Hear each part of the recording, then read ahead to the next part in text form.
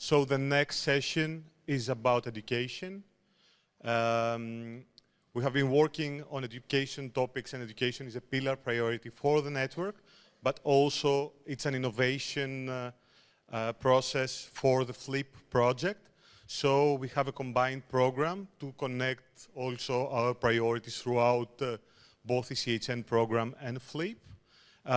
So we are really happy and excited to present this next session that tackles the two usual topics. So it's education through the arts and education for the arts. So it's education for the sectors and what we need and how creative people what kind of challenges they had, what skills they have and what they need in terms of skills for the future, what are the urgencies, but also how arts and creativity can act as leverage within education. So we have an incredible panel that Davide is going to present to you briefly. I just need to say that Barbara from ELIA, no, it's not Barbara, it's Florian. Okay, so Barbara couldn't attend from the ELIA networks of schools. Am I saying correct? Of art schools.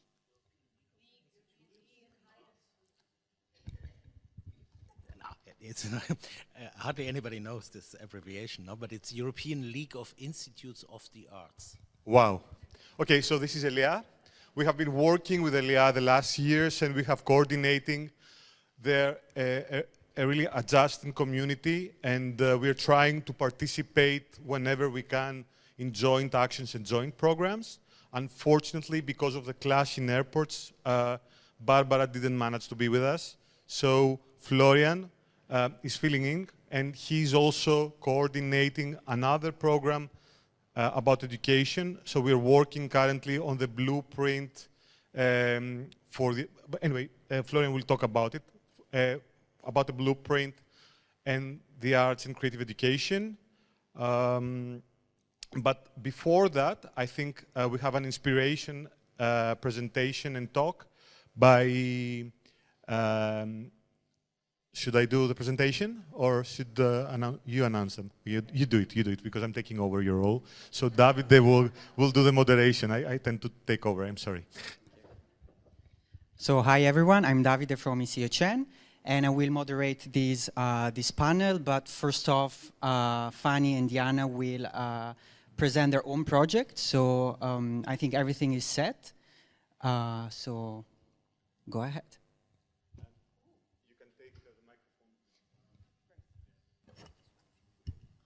Oh, that's three things. All right. I've got notes to make sure I don't ramble too much. So forgive me if I look at my phone. Let's try to stick to the line more or less. But first, introductions.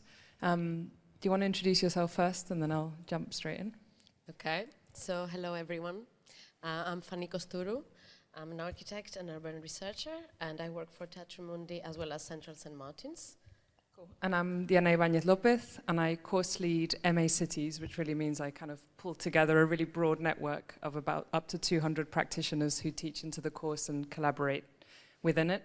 And I have a background in architecture, urbanism, publishing, tech, curatorial work, arts. So I really struggle to keep still. I'm going to walk around, if that's okay.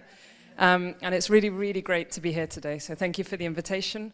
And we hope that the conversations that happen afterwards through lunch and around how some of the few projects we'll show you today could potentially also be part of a conversation about seeding change and new ways of working within a rural context or a semi-urban context. So we're really conscious that we're talking around the word cities, but we don't see it as exclusively bounded to a particular urban form or an urban density, and we're very, very aware that the city context is intrinsically linked to the ex-urban, to production corridors, to production processes, extractive processes, but also a global network both of cities and of how the power structures that are shaped within cities and shape cities are really a global question about how all forms of built environment work. Which is a long way of saying we've got a few ways of working from a central London art school. We're looking at how they work within quite dense contexts, but we also hope to have some really creative conversations about how they might work within your projects as well. So, some art school basics. The word practice, looking at this page, which is a publication that came out of the first 5 years of spatial practices. It's spatial practices is code word for an architectural faculty that thinks about architecture plus. I think one of the first schools to really put the social turn and the question of a civic form of practice at the heart of teaching architecture initially. And I'm really interested in this word practice as the first word that's learned at art school, that's wrestled with, and this question of like, what does it mean to have your own practice, to work in the world? And so to quote Ratna Ramanathan, who's our new head of college, who says, I learned practice on my kind of first day of college, and now that I'm head of Central St. Martin's, I've really learned that what we really teach and what makes a course in an art school is working out the purpose of practice. So that's where MA Cities, but also spatial practices, really leans in and thinks about experimenting with alternative forms of city making. So how we can practice individually across scales, how quite small projects can become global or trans-regional. And at the center of what we do is building a network of practitioners who together dismantle traditional models of practice and traditional ways of talking about or teaching some of this change. Next. And then something else at the core of how we begin teaching across courses is our manifesto. This is old, and we'll come to that. But it sets the ethos and the agenda for the whole program. And this manifesto from, I think, now 7 years ago, takes architecture and city making fundamentally as political acts. So as such, the way we work has social agency. And how do we then build projects, however beautiful or however technically sound or however poignant, that recognize and position that social agency. Now, I say it's old because being at the DNA of what we do, it's missing quite a few words and quite a few practices and intersections and challenges that are now coming into the curriculum. And we're, next, in the process of rewriting it with the faculty as a whole, beginning to think about what the DNA for the next 5 years is. So what are new positions on climate emergency, intersections kind of key to the climate emergency being work around anti-racism, intersections of different crises, and then intersectional approach as a way of teaching.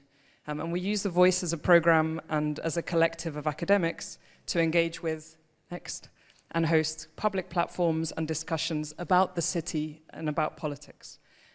So back again to 5 years ago, our first public moment where we took kind of curriculum thinking out into the city. These were kind of incredibly popular, also all on YouTube.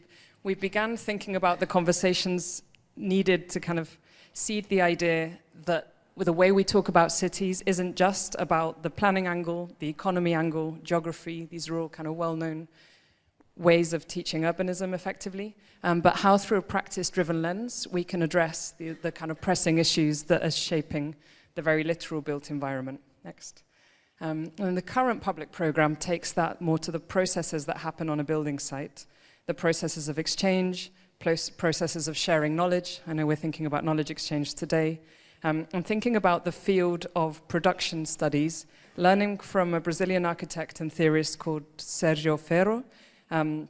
We're also translating with AHRC funding for the first time into English and beginning to think about questions of labor, invisible labor, labor and violence, forms of kind of politics in the social structures, but also the economic structures that build up the supply chains, and kind of beginning to ask kind of what holistic methods and strategies and intellectual kind of capacities will future designers need to change the core of how things are made, not just what's made in the world.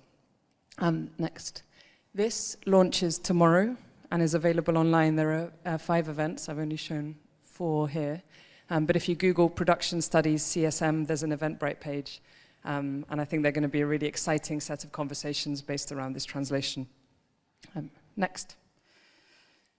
So before I jump into kind of some of the experimental work that we're doing within the course, I thought I should probably talk a little bit about what this course is that we're talking about.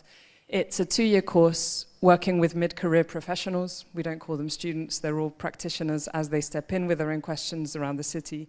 And then they go across a number of scales of what we consider the basics of engaging in the city, from kind of voice and ethical position through to theories of kind of working in community, forms of engagement, to what we call critical creative practices, working regionally through art practice, to commissioning and urban governance structures, through to global economies and infrastructural timings, as well as movements and economies, like what's the really long-term scales that we're intervening in, and then through to about 9 months spent birthing their own thesis. So we really support a student-driven live project in the city.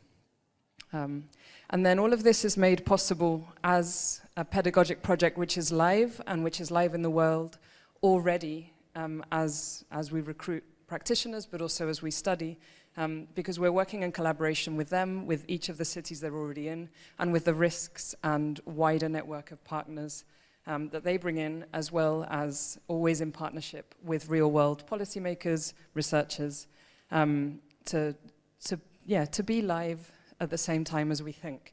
And we think of this as a really declarative position. It's much riskier, because if you talk about things as you think about them, sometimes that can be challenged, but we think that that potential for dissonance, for holding difference of opinion, for shaping our thoughts in conversation with others and with real-life challenges, as well as the intersection of crises that I mentioned earlier, feels urgent and feels like the way academia should be thinking, rather than producing a thing, or even producing, let's say, a graduate, who then plugs into a conversation 3 years down the line. So there's a lot more to say, but actually if we click on, this is the biggest question I get asked at interview stage. So what are new city making practices? Next. And I think of them as a series of processes that we actively engage in through the classroom. Kind of how do we decenter at all of those scales? How do we triangulate and create conversations at the center of how we build a thing? A lot of the practices might exist, making policy, building an oven. But how might you do that a little bit differently? And how do you consider from the oven and policy up and down, how to be cross-scalar, how to include those in the conversation that might also make you feel uncomfortable? Not all of us are happy working within local government, not all of us are happy working within a community context, let's say. Maybe both of those we all are, but to take random examples, how do you push your project to be in conversation beyond your kind of own existing world? And then in that existing world, pull down out of the theory and be really grounded and situated. I work within, say, a London context or a banking to mining extractivist context, but I can still speak into other situations. We also think about new city making practices as engaging actively with what's being called futuring at the moment. How do you consider alternative futures? Use speculation and use art practice and speculation really actively to start changing how we define and talk about the current and potential future world, and kind of open up those conversations. And then, something we call productive ecologies, which brings us back next, and actually next, and next, because I'm really rambling. Actually, let's keep this one. I talked about defining words. This is an exercise we do. You can see our second cohort taking a bunch of words and then doing kind of photography in the city to find spatial definitions and really situated definitions for some of these words. Next. So the key here is that we're cutting across, whether it's cutting across disciplines or working transnationally, which is a dialogical movement rather than an international, potentially more monodirectional movement, but vitally really working in partnership. So over to Teatro Mundi, having risked quite a long ramble to get there.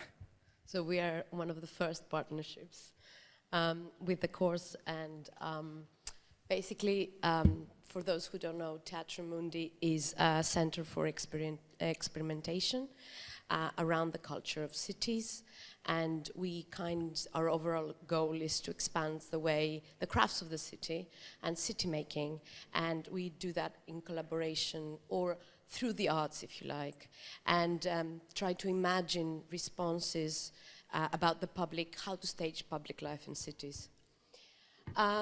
What we do, we have three main, let's say, objectives. We support peer-to-peer learning and productive collaboration between different disciplines, city makers, artists, scholars, activists.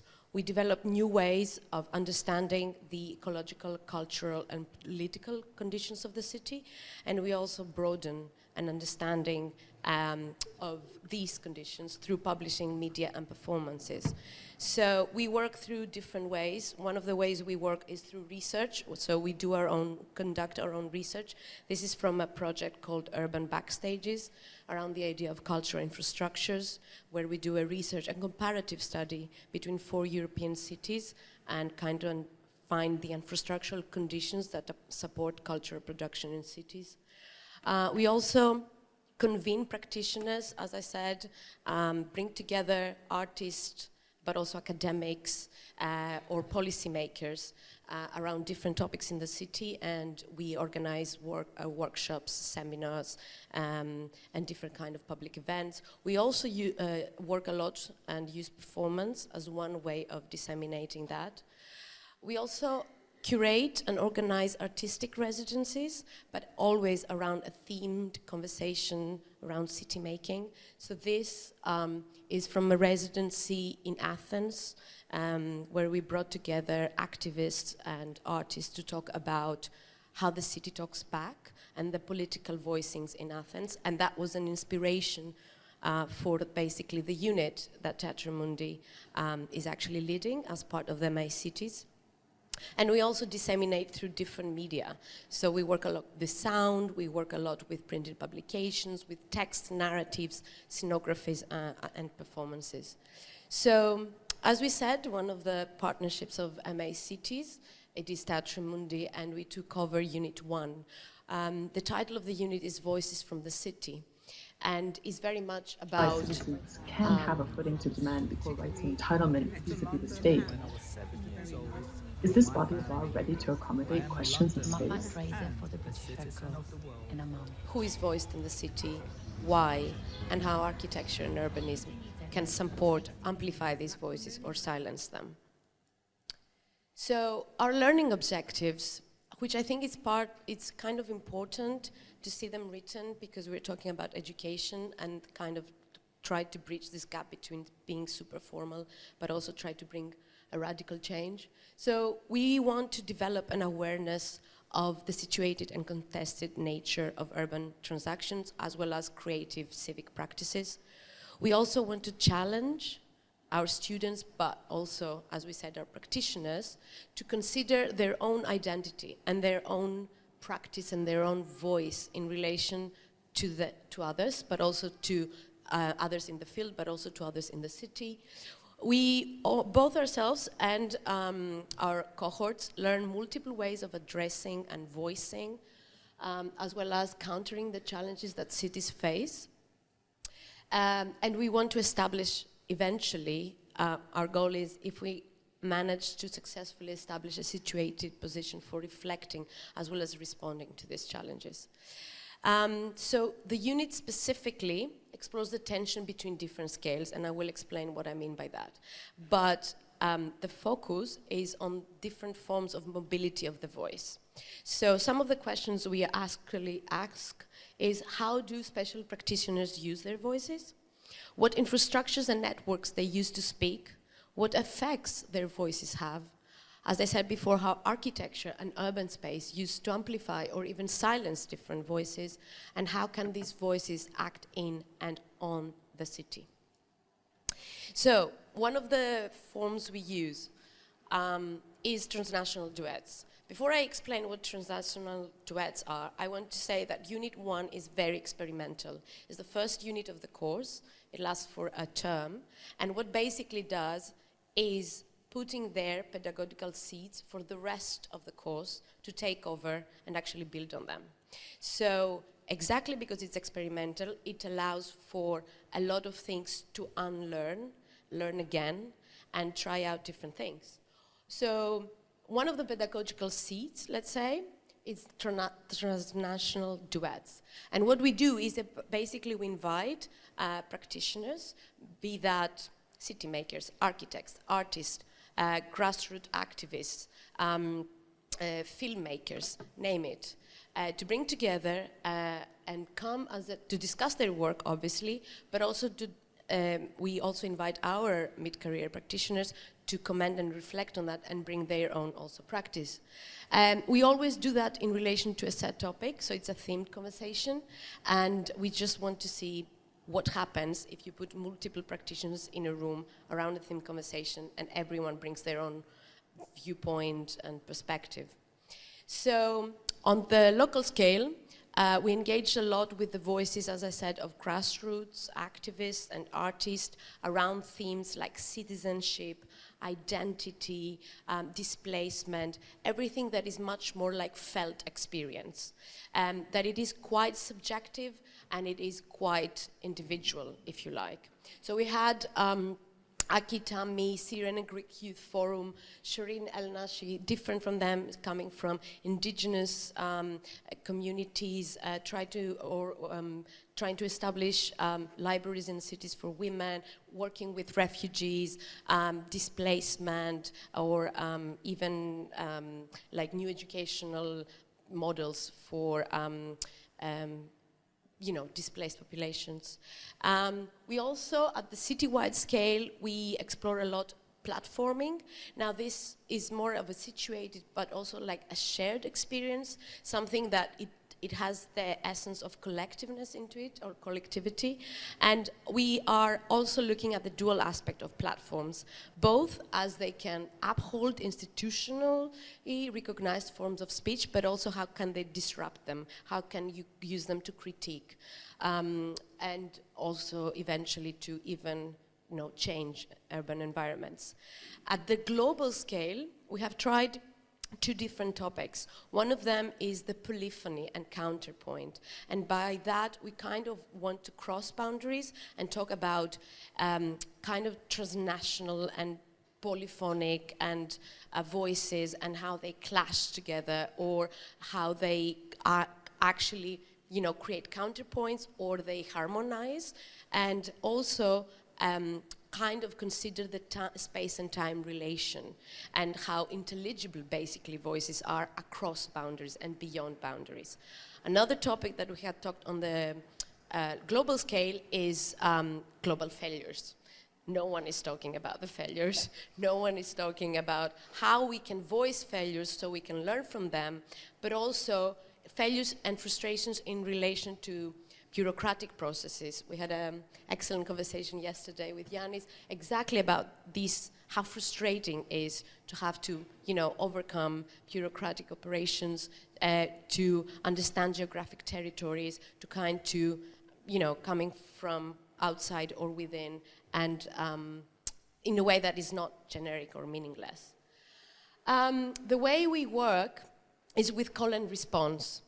So basically, all our invited guests share material in advance, so there's no lecture in the kind of, traditional sense.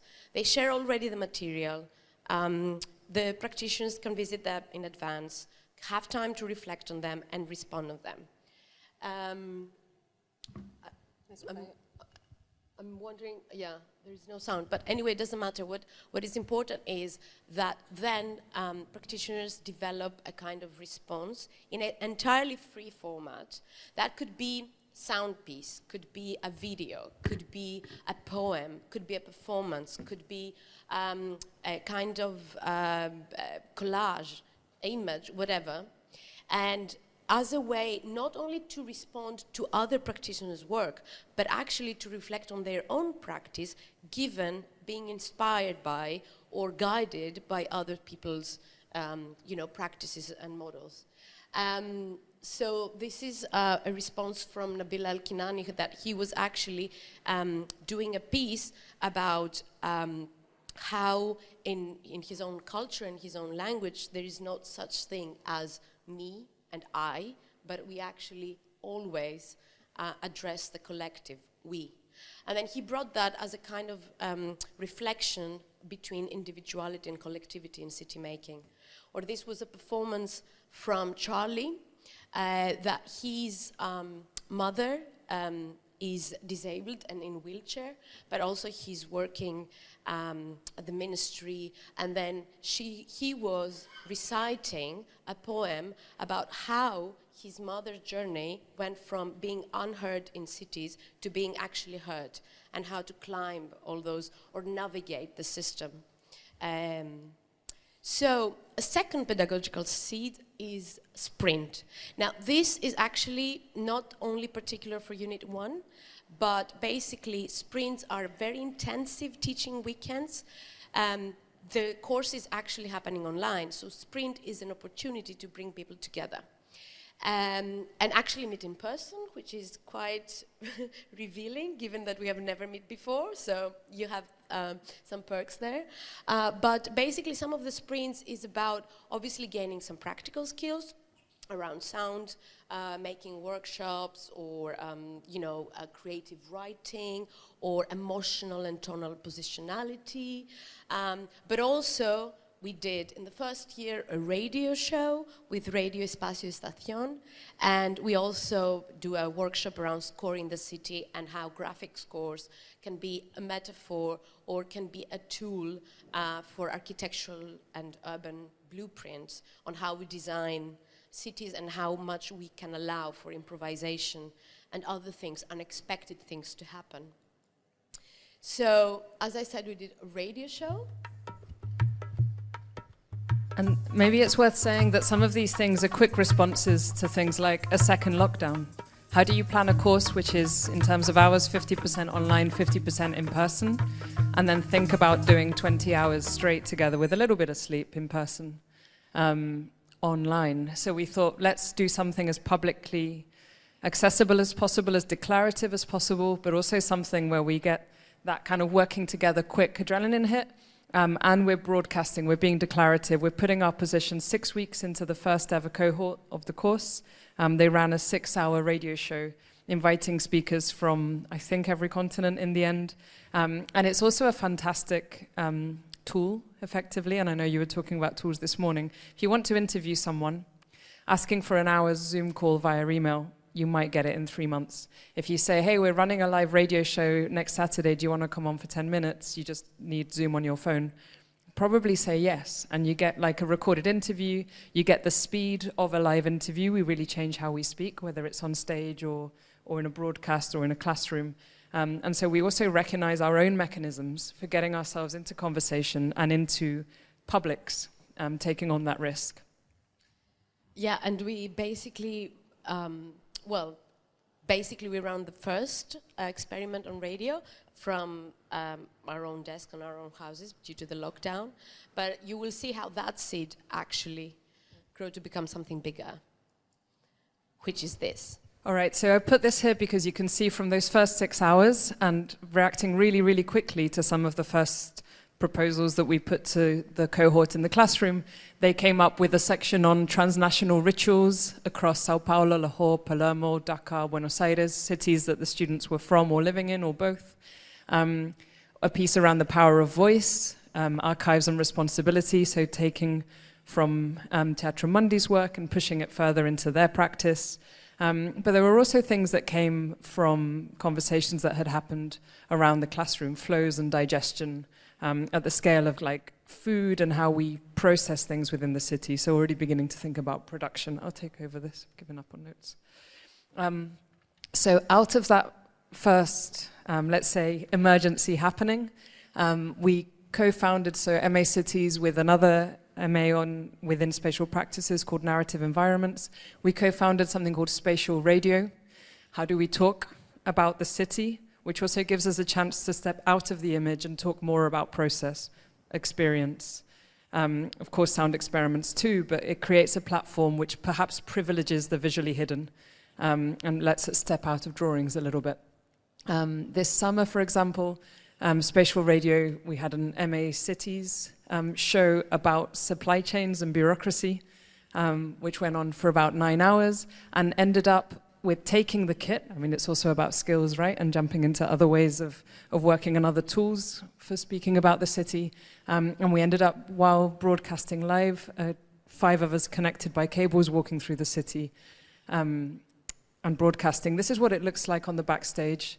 So we're in a Zoom room. The students were doing this to hear Garcia speaking to us, taking the volume directly out of the laptop, and you really work with kind of emergency hacks and technology. But you also very, very finely tune who you want to talk to and why in advance. So it's a curatorial process to think about how all of these narratives and all of these practices of individual interest can fit together in a larger conversation. So as a pedagogical tool, it lets you compress everything from the curatorial to the experimental. Not sure what this is. Oh yeah, it really could have been one of ours. And then in about a month, we're going to do a 24-hour broadcast in parallel to COP27, working with Ain Shams, which is a governmental university in Cairo, out of CSM, building on the work for good measure and supply chains, and beginning to think about what does a number or a word like zero mean in the context of the built environment, when we're not really as an industry that numerate. How do we build in kind of numeracy, questions of quantification, qualification, voice, across all of those scales? And we'll be working with academics, guests, hopefully bus drivers, Vox Pop, people at COP27, to build on some of the questions that are asked perhaps in popular thinking around maths, thinking kind of sociological thinking around how numbers are both political and scientific, and then asking what that means for the built. So have a listen. So 10th and 11th of the 11th of 22, hopefully quite easy to remember. Also National, I think, or Decarbonisation Day and Youth Day at COP27. And we'll be broadcasting out of spatialradio.live all day and all night. Back to you. So the third seat is extracurriculum activities. Again, very important as part of the pedagogical model that we are trying to work with, and as we said, as Vasily said at the beginning, through arts. So we run a film club, and again, because it is MA cities and because it is our, let's say, kind of motto is, let's get all in the same room and bring the cities that we carry within us and see what happens. And basically every film was coming from a different city, tried to address a different topic, also in relation with amplification or silencing of voices in the city. Another extracurriculum activity is this MA exchange, which we try to, okay, let's do that within the MA cities or the unit, but what about if we try to reach out to the rest of the university? So basically we do overlapping sessions with another master course, which is about performance, as particularly the societal aspects and the social conditions and cultural of cities, and try there to learn from their approaches, from their methodologies. So this is a workshop on somatic experiences, leaning on things and understanding, you know, the body as a tool to, you know, have a more embodied understanding of the city making. So, to wrap up, why is this, what we're trying to do, and why this may be important, is because since we are talking about mid-career practitioners, there is, what it takes is a process of unlearning.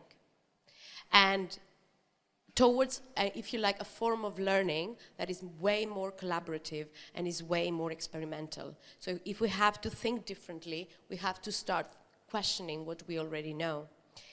Another point is that we don't want that to be something that it is quite common, if you ask me, in architectural education. But it is not about critiquing. And it's not about being right or wrong. It's about creating an open forum that everyone's voice can be heard and can be shared. And then, again, in a very respectful and considerate manner. Another very important thing that Diana talked at the beginning is this idea of situated. So it's very important that we understand our own voice and our own practice or our own position in what is or becoming, or what cities become, in the context of our own situated, obviously, conditions, but also our own practice. We want to challenge the voices of authority. So as I said, there is no right and wrong. There is no people we invite as experts and people that follow them or learn from them and follow blindly, guide or follow them blindly. but it's a lot about peer-to-peer learning.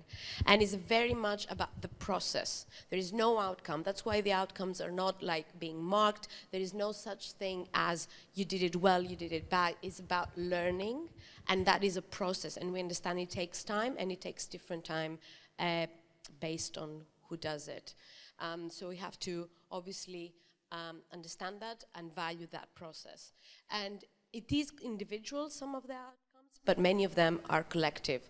And Diana now will talk about how that seed can grow up to become something else beyond the course. So you may or may not have heard words like relational pedagogies, bit big. A lot of what we've talked about sits within that, but we were interested in this thing of translation, like what does that really mean when we're working on it every day? And we cycled through a few different alternatives. One of them was collaboration Mark II, like how do we collaborate in a much more rooted and constantly active way, declarative way. Another was this thing around communities of practice, which we still use for kind of the wider network outside of the classroom, but how do we become a community within pedagogical practice? But then we landed on borrowing this term from a colleague within performance who speaks about generous research, which is about how we exchange knowledge in everything we do. And beginning very literally from sharing notes, absolutely vital. There's so much work to do. We want to work fast. We want to, as you practice, be putting things out in the world. So if you're going to read quite a dense academic article, which can be brilliant, how do you take notes in a way that consider your colleagues' practice, pass it on to them, write it in a way that's both accessible for you in the future and to others, and challenge the power structures sometimes built into something like the density of language. So be generous in how you translate and how you share.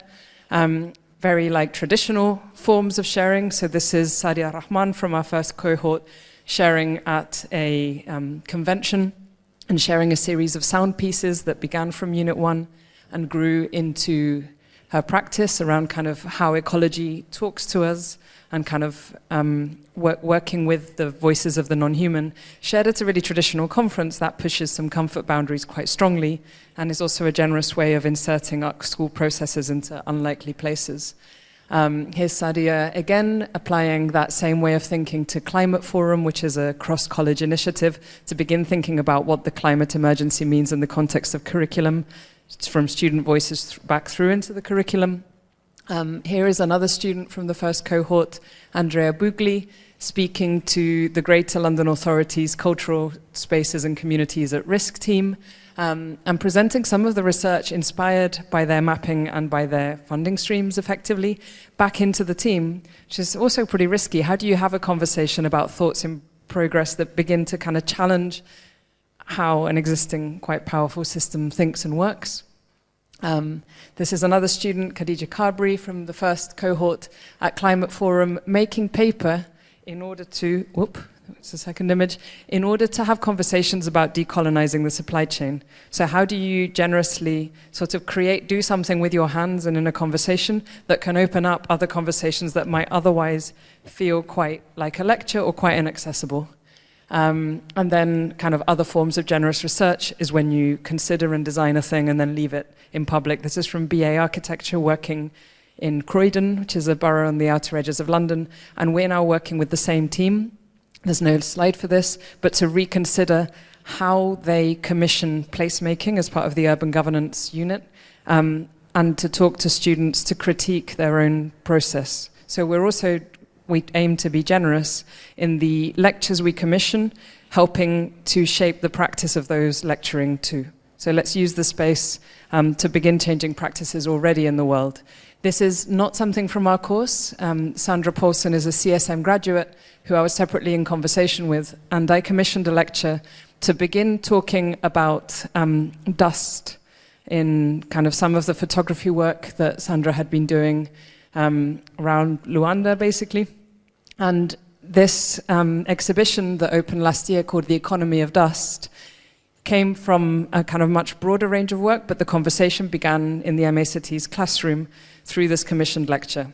So it's also interesting, things that we don't own or shape, but perhaps we seed and then recognizing those in the world. And then this is an independent student project in parallel to the course, thinking about learning from urban economics and using it to reconsider the economics of supporting resilience and ownership within a community context. Buy it, have a read.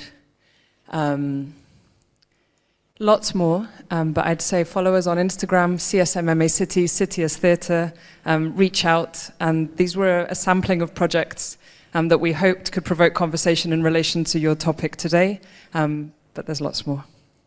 Thanks so much. Thank you.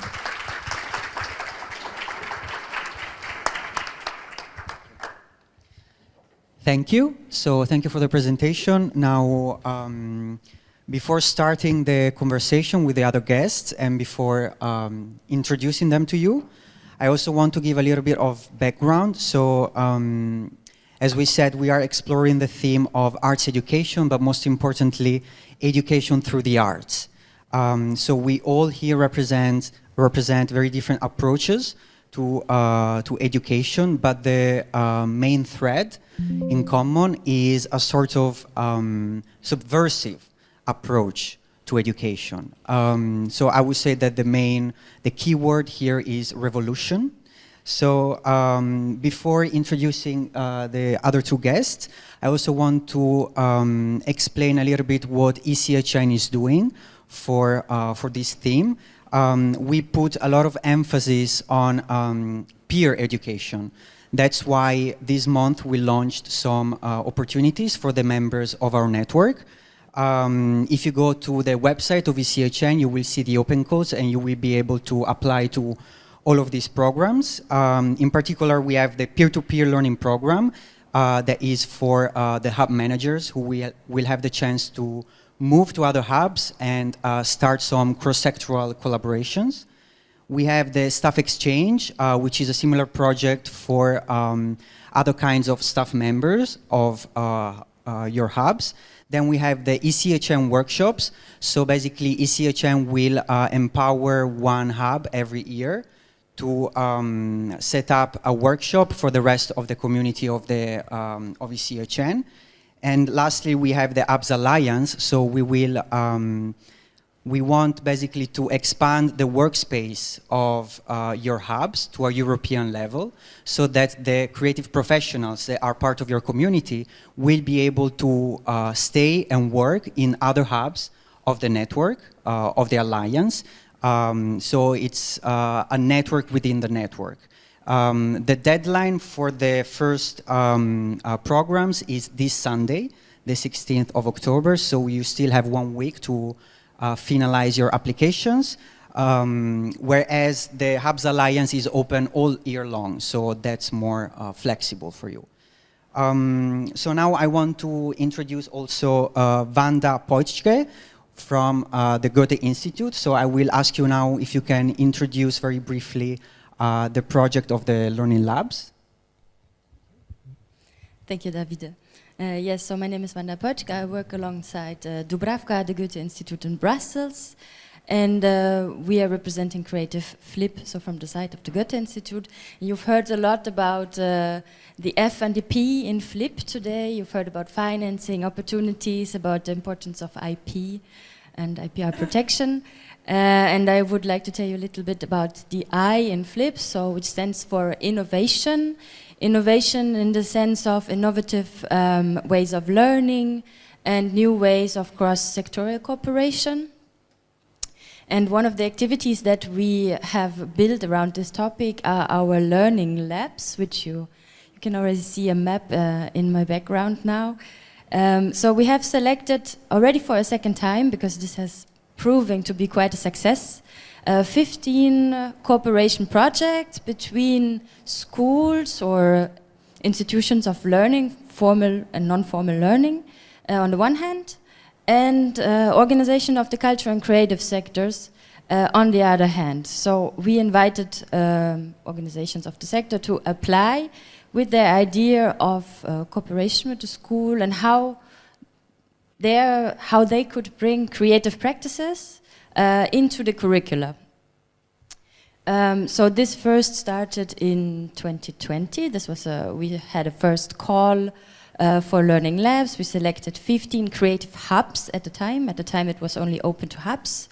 And it was a pilot, let's say, the first time we ran this program. I know there are some hubs represented here in the audience who have taken part in this and who have obviously stayed on board and connected to the network, which is really nice to see. And so, since this has been such a success, we were able with Flip in the second edition run a second call for learning labs. This time it was open to any kind of organization from the sector, so not only creative hubs. And this time we have asked them to cooperate with primary or secondary schools. The main objective stays the same. The idea is to bring new and creative ways of learning into the schools, but to also introduce specific creative professions to the students and to show them a little bit the scene, the behind the scene basically of these professions. So we've had a really diverse range of projects. So in the first cycle we've had upcycling projects, we've had music, theater, we've also had actually, UPTech has participated in the first cycle of this, so they have hosted us yesterday. And they were one of the first ones to think a bit out of the box also and say, well, it's not only about introducing creativity as such in the schools, but maybe we also have to talk about entrepreneurial skills. And they launched their learning lab, which was from artists to entrepreneurs, so that was really interesting to see how projects unfolded in very different ways. And so in this round of learning labs, the map that you have seen right now, we really focus on the professions. So we have theaters on board, we have a group that is making audio description for visually impaired to make sure that culture is accessible to all. We do have a creative hub that is working with textile industry. We do have people working on cultural heritage, on the whole process from excavation up to a museum exhibition, and they see with the children, so what does it take to actually see a museum exhibition, what's behind this. And yes, we have podcasting, I mean many more. Anyway, maybe if you want, you can wave and sign who you are in the audience so that people can connect with you, so don't be shy, thank you. So quite a few of you, yes. Voila, so these are our learning labs. We have only just kicked off this round, and thank you once again also to the municipality of Porto, who have provided us yesterday with a great space at the Innovation Hub for a first workshop and a first networking meeting for these labs. And obviously not to forget our colleagues Cyril and Onur that you have met earlier. They are also involved in these learning labs this time, bringing a new component to it, the importance and awareness raising of intellectual property in the culture and creative sectors and the work that is being done in the sector. So I hope that was brief enough. Thank you, Wanda. So with the learning labs, we are talking about primary and secondary education. So here we see quite a diverse group of people. So now I will start from Florian. So ELIA has quite a thorough overview on higher arts education in Europe. So I want to ask you, what do you think are the skills needed to teach in our higher arts education?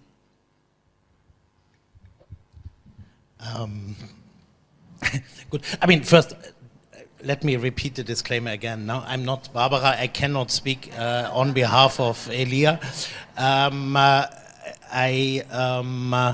Nevertheless, I'm very honored by the question of the organizers whether I would step in for Barbara and say a few words. I'm professor for art theory and documentary practices, so I managed to combine or conclude these challenges of theory and practice, which I think are some very urgent and also future skills needs in the sector. I have this professorship in one of Scandinavia's largest technical universities, the Norwegian University of Science and Technology, and I had the privilege to lead this art academy for almost 8 years, since 2014. This was a particular challenge to communicate to the colleagues in engineering, in the humanities, in the natural sciences, what is actually the impact and value of not only of having an art, accommodating or hosting an art academy within such a technical university context, but also what is the impact and value of these practices that we try to communicate and let's say teach to our students. Somehow this is really an attempt to brutally simplify this now, yeah. And this, in a certain way, also I try to. I would like to make an attempt to connect it to this project that Vasilis was mentioning in the beginning, which is called Cyanotypes, the Blueprint Skills Alliance for the Cultural and Creative Sectors and Industries, which is a big, as the title already says, no, it's a blueprint approach. Yeah, so it's an approach that has been developed by the Commission and its bodies in order to be applied to every industry, in order to reskill and upskill not only the sector of higher education, but also vocational training, etc. Yeah, so how do we develop the necessary tools and frameworks, yeah, that allow us to become aware of what might become an urgent skills need in the future. So I think we are in a very interesting moment, and this is also the moment where these two panels collapse, no? I mean, the future of art education and the urgent skills needs, yeah? If there is one thing that we have to become really, really aware of, is that the most urgent skill is to imagine a future, or to, just open up the possibility to think about the future. So I think here the institutions, the higher education institutions in the arts, but also the kind of informal artistic research and production contexts, yeah, including, or most prominently maybe, the creative hubs play a crucial role, because they allow us, now I can probably switch to a slide, they allow us to address what I consider one of the really important skills needs, and this is what we call creative confidence. You might think that, okay, creative confidence, if you have one thing that is really, that is really redundant in our circles, then it's creative confidence. I have to tell you, I'm teaching since 25 years in art academies, and I really think, I encountered all sorts of kind of substitutions, surrogates, and ways of getting around with it. What is really tremendously lacking, and what is the first and foremost challenge for education is to create creative confidence, to encourage not only young, but all people, that there is a possibility to change things. And I think this is really, really crucial, because it teaches us something that becomes, obviously, increasingly important. It teaches us how to work together. I think there are a number of different aspects in this context, what and why this creative confidence is so important. I I see it as a kind of,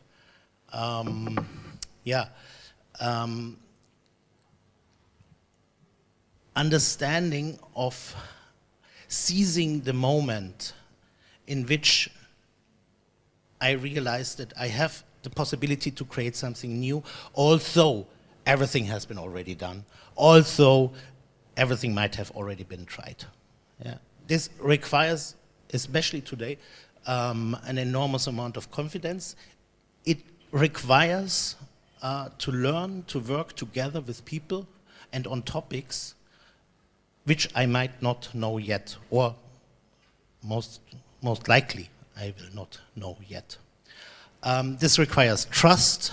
It's nothing that we can just do next weekend or next week. Yeah?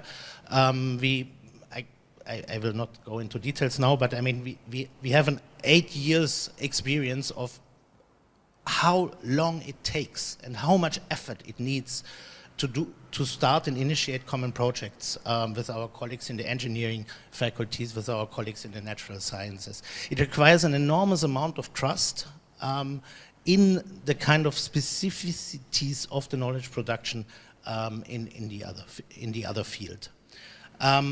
And this creative confidence also, and most importantly maybe, allows us to respond to the societal challenges, but not in the standard ways that we are usually as artists expected to respond to the societal challenges or to contribute in cross-disciplinary collaborations. Yeah? Usually, can you design our Facebook page, or we need a little bit of help in our dissemination strategy. No, I think it's not about entertainment, it's not about decoration, it's not about illustration or embellishment. Yeah? It's essentially, and this is what artists and creatives can contribute, it's essentially about developing responses to the complexity of societal challenges that are not reducing their complexity. This is our privilege, this is what we can actually contribute, and I think this is becoming increasingly important. I think these are participatory skills that would allow us to navigate these green digital transitions that we are experiencing, and they allow us to develop an advanced understanding of one's own position within the current divisions of creative labor. The second urgent or future skill need that I suggest to address, or that we try to address in many different projects, is artistic entrepreneurship. And I would disclaimer here, this has very little or nothing to do with the kind of neoliberal version of entrepreneurship. It basically, it is the second loop. It is based on a capacity to work together. This is what we have to teach our students. This is what we all have to learn, yeah? Rather than awakening our entrepreneurial mindset and doing things ourselves. No, it's about learning how to work together and making a difference that matters. So I think the ultimate challenge of creativity here is to make the irrelevant relevant. Yeah, it's not about making the impossible possible, it's about making what is usually considered irrelevant relevant. Art, culture, creativity is widely considered still as a kind of leisure or indulgence. We see this in all in the budget negotiations. This is what you do if you can afford it. If you can't afford it, it's also not so dramatic. Yeah, then you just skip it. I think, on the contrary, we are experiencing, and here I think the example with climate neutrality or net zero emissions is very, very interesting. Over years, I have been provoking my dear colleagues who are really doing amazing technological work with zero-emission buildings and so on and so forth. But I was provoking them and said, climate neutrality or zero emissions is first and foremost an aesthetic challenge. It's not a technological challenge. It's about how do we sense it, how do we feel it, how do we document and monitor progress. The city of Oslo has recently declared that it's already since 2 years climate neutral. nobody noticed. So how do we make this or turn this into a process that is tangible, that can be experienced, and most importantly, that can be monitored and followed up? I mean, in some kind of co-creation of indicators and societal approaches. So I think this means probably we should not go too much into detail here. This means to rethink the impact and reevaluate the value of artistic practices. And I think we have an awesome opportunity at the moment with all, I mean, the kind of networks coming together, with the new alliances across the cultural and creative sectors and industries, the alliances among the art academies, and together with vocational training. There are amazing opportunities at the moment, and we have to seize these opportunities in order to rethink impact. So what does it mean to have an impact? Yeah? How do we register this kind of unmeasurable surplus that characterizes having impact? Yeah? Impact is not if I do something and it does exactly what it is supposed to do. It's not algorithmic, yeah, in this sense. It's the unmeasurable, the unexpected. And I think this is very much what art and creativity is about. And then ultimately it's also about, I mean, reading this kind of instrumentality. Many colleagues have been in the last years criticizing me, artists, that, I mean, this is an instrumentalization of art. If art now has to struggle against climate change and solve all problems of societies and so on and so forth, it's an instrumentalization of art. But art is autonomous, yeah? I don't think so. I think we are, I mean, there is no way out of instrumentalization. What we can do is, I mean, entering this kind of instrumental relationships in which we necessarily operate, entering these relationships and reading them against the grain, yeah? Brushing them against the grain, and through this, repoliticizing them, and through this, making them, I mean, disputable, negotiable, discussable again, rather than living in this fiction of fantasy as if, as an artist, I can operate totally independently from everything else in this world. Very romantic notion. So this is this kind of artistic entrepreneurship, and we just started a course in our master program on artistic entrepreneurship. We have the ambition, maybe in the context of the EIT, culture and creativity, we want to set up an artistic entrepreneur school, yeah, where we want to figure out what are these skills and these qualities and these techniques and these experiences, how do we share and communicate them. And it's clear that we cannot translate the experiences of the regular entrepreneur school. NTNU has a really big and very successful entrepreneur school for the engineers. We cannot translate this one-to-one into the cultural and creative sector. So what else can we do? I think it's about regaining a certain ability to act in the context of a kind of entrepreneurship of the multitude. But maybe I stop here because, I mean, David Crombie, who is also a dear colleague of Barbara and Vasilis and mine, he's basically the coordinator and leader of the Cyanotypes project. He suggested at the kick-off meeting a kind of model that is a triple loop learning model. No? I mean, I try to introduce the single loop with the creative confidence, a kind of second loop with artistic entrepreneurship. There would be a third loop, but maybe we can postpone this, which is basically, I mean, some of you might recognize, I mean, it's kind of referring to Bateson and his learning 0 to learning 3 models. The third loop learning is basically applying the double loops to double loop learning. Yeah? So it's basically learning what it means to learn. And this is something Bateson warns. He says, only fools rush in where angels where angels tread to step in or so, yeah.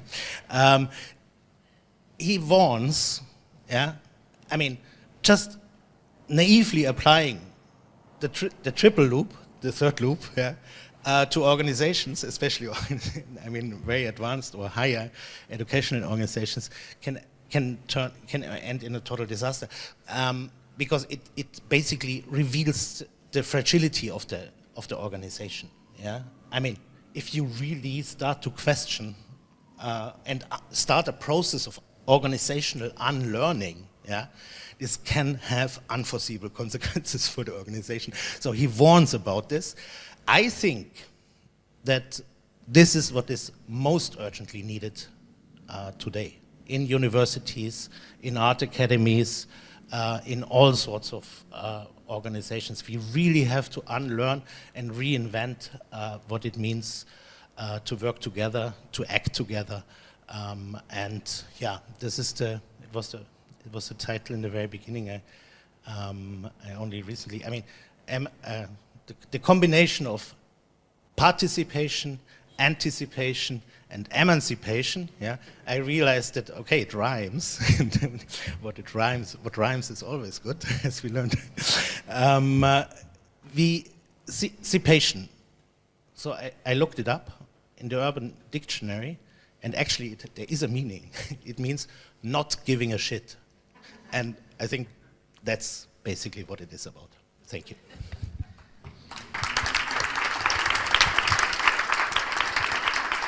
Thank you, Florian. And I know we are a little bit late, but I still want to ask just a couple of questions. That's fine. And with all this food for thoughts, we will have also food for the body in a little bit. Just bear with me. And so you gave an overview of some skills for the future. And I really wish I had some artistic entrepreneurship in my art school, because I didn't have it. But so in light of this, I'm going to ask Diana and Fani, do you think we need a new professional figure? So we have these new skills for the future. Do we need also a new professional figure to insert in the market, and maybe a professional figure that fits creative hubs in particular? I'm not sure about the in particular. I think we need plurals. We need many new professional figures, and some of them, as we mentioned, are already embedded in systems. I think, Florian, you spoke to this beautifully. Kind of how do you effect change in a system by recognizing the instrumentalized situation you're already in, and then whether as a course or a practitioner or a professional, or the intersection of those, don't produce more of the same that you feel isn't working well enough. Version it. Tweak it, slightly shift it. I think of osteopathy, like change where the muscles go a little bit at a time, and then you begin creating plural professional figures. And I think naming lots of little differences can be more powerful in terms of systems change than finding the one new term or figure. Yeah, and for me it's also about, I mean, having one figure that kind of knows all and is a master is quite an old model of education. You can go back to Renaissance kind of thing. I think we have moved on from there. And going back to what Florian said, is not only about organizations how to unlearn, also within education, how to unlearn and actually feed these loops into how to educate. Allowing not actually, I wouldn't even, I mean, multiplicity of figures, yes, but what we go beyond the figures, what is about work together, learn together, and what that would actually, you know, have as an outcome. Yes, thank you. And so, Wanda, do you also think we need new places of learning? So with the learning labs, your program bridged schools with cultural associations. How did that work? And do you think that enriched the traditional educational offer of the schools? I think our first approach was to not necessarily explore new places of learning, but to bring new inputs into the schools and into the educational systems. But we understood quite quickly that wasn't always possible, which is why the hubs and the participants actually took the students out to different places of learning, partly creative hubs, sometimes their own organization, sometimes third places. So I think I could answer, we need new places of learning that complement the traditional places of learning that we already have. Thank you. And were there some examples of the learning labs also outside of the big cities in rural areas? Do you think there's a different impact on the territory?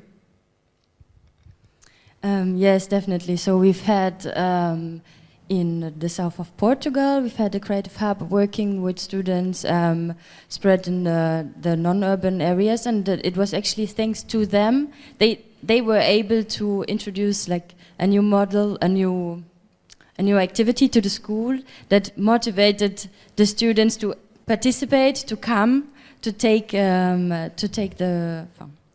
make the way to school and be there, be present, when the normal classes would have maybe not motivated them enough to come.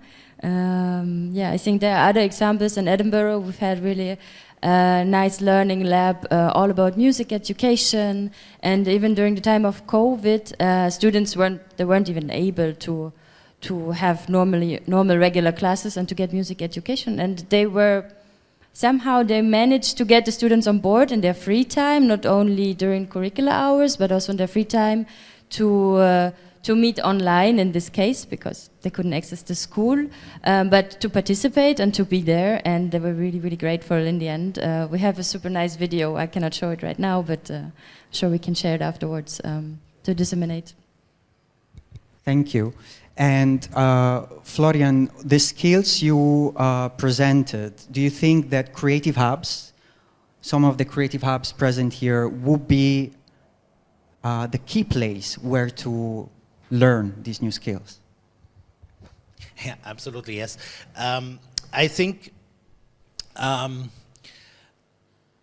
we need, first of all, I think that directly in response to what you just said, there is a multitude of the most incredible, awesome projects and examples all over Europe and all over the world.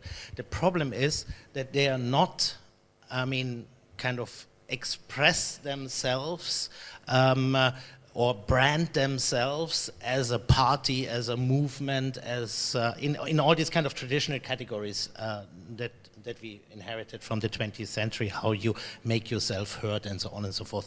So the question is really how this enormous potential and power of a multitude of different projects can be expressed in a way that it has the kind of impact and value that it deserves, and that is also so necessary in order to tackle with the challenges. Yeah, this is, I think, this is an ultimate question. Yesterday, just to see this example of Genal Gasil, and then to realize, this is going on since 30 years. Why have I heard about this only half a year ago, and only by chance and accident, and actually because of Barbara?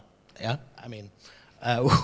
who connected me to a colleague in an art academy who originally comes from Genal Gasil, and he's turned out to be the cousin of the mayor. Yeah, so it's really contingencies. Yeah, and a kind of serendipity, no? That allows us to navigate this. The question is, to what extent and what degree do we have to formalize this? Yeah, I think the New European Bauhaus for me is a very, very interesting first experiment in a formalization of this power of the multitude. Yeah, there is also, I refer very much to this concept of the entrepreneurship of the multitude, as Tony Negri and Michael Hart have coined it in Commonwealth. Yeah, the question is, how can this and this is it's a kind of question that was first time asked in the 17th 18th century by Spinoza and Hume, yeah, when also there was a kind of tremendous reorganization of citizenship and creative power at stake, yeah, and I think we are going through similar situations. The only problem in this context is that it's really about ourselves and our survival as humankind in this context. Yeah, I mean, there's an urgency, no, I mean, that also is different from taking a little bit care about nature, no? I mean, this kind of very paternalistic or generous attitude, no? I mean, let's be a little bit more eco-friendly and so on. So, no, on the contrary, this is really about our own survival, yeah? And I think in this context, I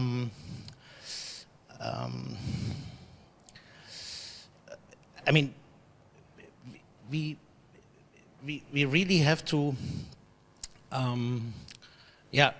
entirely reframe, I mean, or turn every stone around in our organizations and completely reframe and rethink what we consider education to be, no?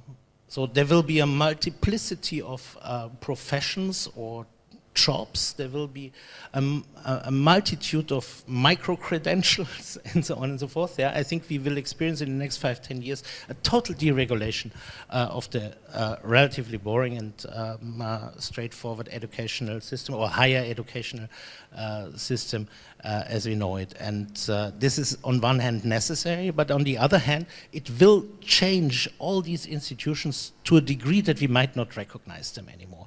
And here I think, just to come back to your original question, here I think these new alliances between creative hubs, art academies, maybe the local city theater, yeah, activist groups, this can become a platform which allows us to produce, to establish or create these places that one could call with Heiner Müller, yeah, laboratories for social imagination.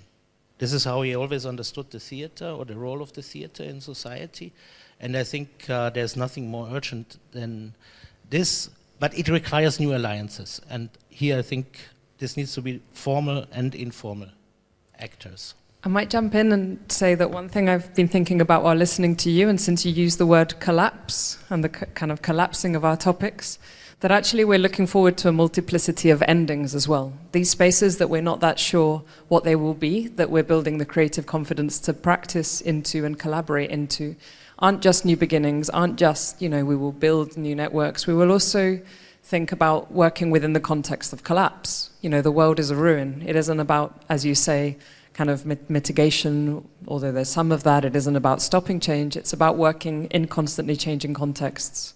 So when we talk about futuring, when we talk about beginnings, when we talk about collaboration, we're also looking at thinking about how we do work in really difficult contexts, some positive endings and some really difficult ones. That's all. Just and helps us challenge those words we use. So, you know, we default to like building systems, but actually if we question that word and collapse that a little bit too, maybe it opens up a diagram or a way of seeing where we're beginning to recognize some of the tougher realities that maybe we weren't taught to constantly speak about.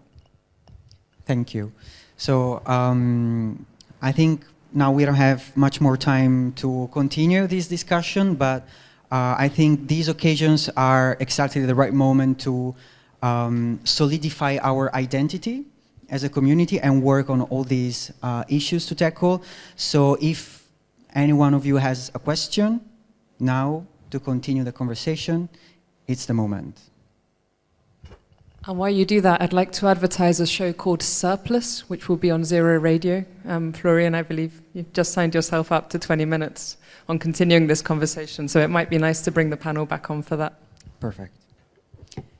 So I don't see any hands, so I think we can wrap it up. Thank you all for contributing, and with all these food for thoughts, now it's time to food for real. So thank you. And are we off?